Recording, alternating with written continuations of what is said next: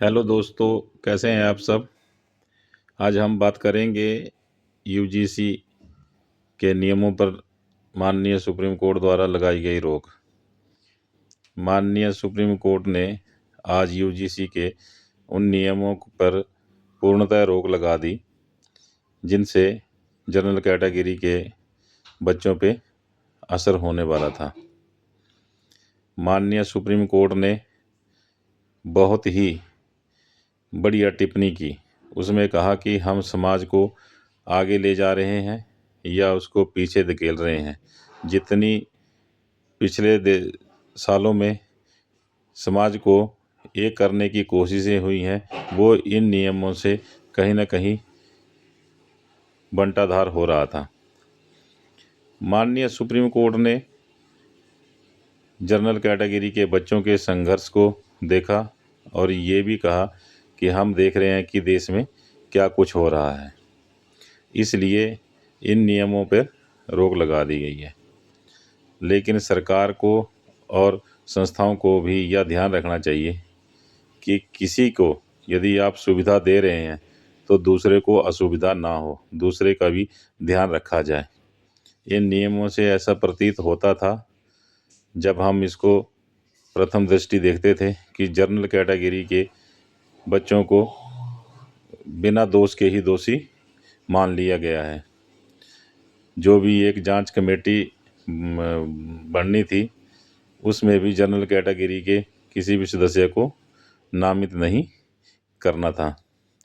तो आज एक बहुत ही अच्छा संदेश है ये गवर्नमेंट को और संस्थाओं को कि वो आगे से भी जब भी कोई ऐसा नियम बनाने की कोशिश करें तो उसको बनाने से पहले और लागू करने से पहले यह ज़रूर सोच लें कि इसका समाज पे और भाईचारे पे क्या असर पड़ेगा।